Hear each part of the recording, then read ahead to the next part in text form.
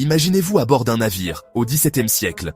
L'océan à perte de vue, des mois sans toucher la terre ferme, et un ennemi invisible qui commence à frapper.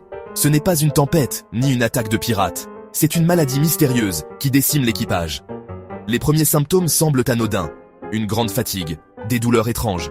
Puis, ça s'aggrave. Les gencives se mettent à saigner. Les dents tombent une à une. Les plaies, même les plus petites, refusent de cicatriser. Et bientôt, les marins s'éteignent, impuissants. On appelle ça le scorbut. Et voici un chiffre qui donne le vertige. Entre le 15e et le 18e siècle, le scorbut a tué plus de marins que toutes les batailles navales de l'époque réunies. Oui, plus que les canons, plus que les sabres, plus que les tempêtes. Pour les médecins d'alors, impossible d'expliquer ce fléau. On parlait d'une maladie de la mer, comme si l'océan lui-même punissait les hommes trop audacieux. Mais en 1747, un jeune médecin écossais, James Lind, décide de mener une expérience qui va changer l'histoire. À bord d'un navire britannique, il sélectionne 12 marins atteints de scorbut et les divise en groupes. À certains, il donne du cidre, à d'autres, du vinaigre, à d'autres encore, de l'eau de mer. Et enfin, à 2 marins, il offre quelque chose de simple, des oranges et des citrons. Le résultat est spectaculaire. En quelques jours seulement, les 2 marins commencent à guérir. Sans le savoir, James Lind venait de mettre le doigt sur une vérité scientifique majeure. Ces fruits contiennent une molécule vitale que nous appelons aujourd'hui la vitamine C. À l'époque, le mot vitamine n'existait même pas. Mais cette découverte allait sauver des centaines de milliers de vies dans les décennies suivantes et changer pour toujours la manière dont nous comprenons l'alimentation. Après avoir percé le mystère du scorbut grâce aux agrumes, on aurait pu croire que les énigmes nutritionnelles étaient résolues. Mais au 19e siècle, loin des océans, une autre maladie frappe des milliers d'enfants dans les grandes villes d'Europe. Le rachitisme. Nous sommes maintenant au 19e siècle, en plein cœur de l'Europe industrielle. Les grandes villes se développent à toute vitesse, les usines tournent jour et nuit, et des milliers d'enfants grandissent dans des quartiers sombres où le soleil peine à entrer. C'est à cette époque qu'apparaît une autre maladie mystérieuse. Les enfants commencent à présenter des déformations inquiétantes, des jambes arquées, des os fragiles qui se brisent facilement, une croissance stoppée nette. Cette maladie porte un nom, le rachitisme. Les médecins pensent d'abord à une conséquence de la pauvreté, de la malnutrition ou de la pollution. Mais rien n'explique vraiment pourquoi certains enfants en souffrent plus que d'autres. En Norvège, un détail attire l'attention. Les enfants qui consomment régulièrement de l'huile de foie de morue semblent épargnés. Ce remède de grand-mère, à l'odeur et au goût redouté, protège en réalité leurs os. Il faudra encore des décennies pour comprendre pourquoi. La clé se trouve dans la lumière du soleil. Le corps humain, exposé aux rayons UV, fabrique une molécule indispensable, la vitamine D. Sans elle, le calcium ne se fixe pas correctement dans les os. Dans les villes enfumées et grises de la révolution industrielle, les enfants manquèrent de soleil, et donc de vitamine D. Ce n'est qu'au début du XXe siècle que la science confirme ce lien vital entre soleil, huile de poisson et squelette solide. Une découverte qui permettra de sauver des générations d'enfants et de comprendre que parfois, la santé ne se trouve pas seulement dans l'assiette, mais aussi dans la lumière. Après avoir compris le rôle vital de la lumière et de la vitamine D, on aurait pu croire que les grandes énigmes nutritionnelles étaient enfin résolues. Mais à la même époque, à des milliers de kilomètres de là, une autre maladie frappe durement l'Asie. Une maladie qui, encore une fois, allait révéler l'importance insoupçonnée d'un simple aliment.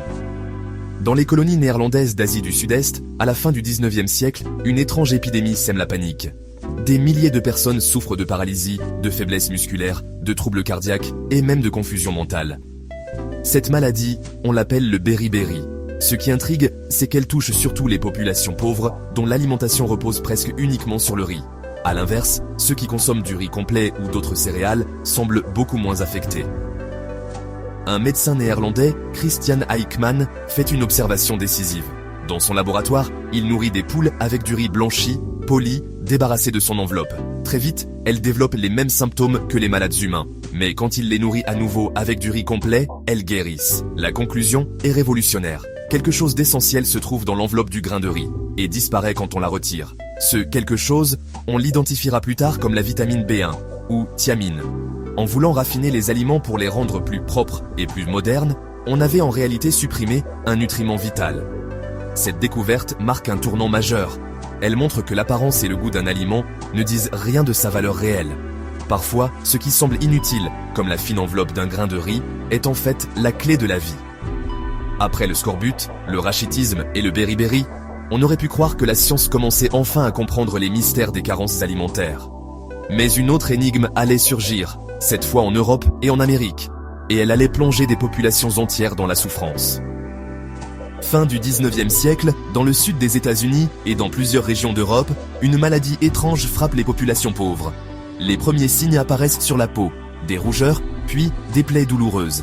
Très vite, les malades développent de graves diarrhées, perdent la mémoire, sombrent dans la démence, puis finissent par mourir. Cette maladie porte un nom, la pélagre. Pendant longtemps, on croit qu'il s'agit d'une infection. Mais un médecin américain, Joseph Goldberger, n'est pas convaincu. Pour prouver que ce n'est pas contagieux, il fait des expériences radicales. Il se frotte volontairement à la peau des malades, il ingère leurs excréments, il se fait injecter leur sang sans jamais tomber malade. Le problème, conclut-il, vient de l'alimentation. Et en effet, un point commun relie toutes les victimes. Leur régime est basé presque exclusivement sur le maïs. Ce qui semblait être une nourriture bon marché et abondante était en réalité incomplet. Ce n'est que plus tard qu'on découvrira la véritable cause, un manque de vitamine B3 ou de niacine. Le maïs contient bien cette vitamine, mais sous une forme non assimilable par le corps humain, à moins qu'il ne soit préparé de façon traditionnelle, comme le faisaient déjà les peuples amérindiens en le traitant avec de la chaux. Là encore, la solution était sous nos yeux depuis des siècles, mais elle avait été oubliée ou ignorée. Résultat, des milliers de vies perdues, jusqu'à ce que la science moderne vienne enfin confirmer ce que les traditions s'avèrent déjà. Le scorbut des marins, le rachitisme des enfants, le beriberi en Asie, la pélagre en Amérique, à chaque fois des maladies terrifiantes, des millions de vies perdues, et à chaque fois la même révélation, derrière ces fléaux se cachait l'absence d'un élément minuscule mais vital. Au début du XXe siècle, tous ces mystères finissent par s'assembler. Les chercheurs comprennent enfin que ces molécules invisibles, présentes en toute petite quantité dans les aliments, sont essentielles à la vie. On leur donne un nom, les vitamines, du mot vita, la vie. Ce qui est fou, c'est que ces découvertes n'ont pas été faites dans des laboratoires sophistiqués, mais souvent par hasard, au prix d'erreurs, d'expériences risquées, et surtout de millions de morts. Aujourd'hui, quand on avale une gélule ou qu'on parle de vitamine C comme d'un banal complément alimentaire, on oublie que derrière ce mot se cache l'une des plus grandes révolutions médicales de l'histoire. Alors, la prochaine fois que vous croquez une orange, que vous sentez la chaleur du soleil sur votre peau, ou que vous choisissez du riz complet plutôt que du riz blanc, souvenez-vous. Ces petits gestes sont les héritiers d'une bataille millénaire entre l'homme et la maladie. Et surtout, rappelez-vous que parfois, ce sont les choses les plus simples qui sauvent le plus de vies.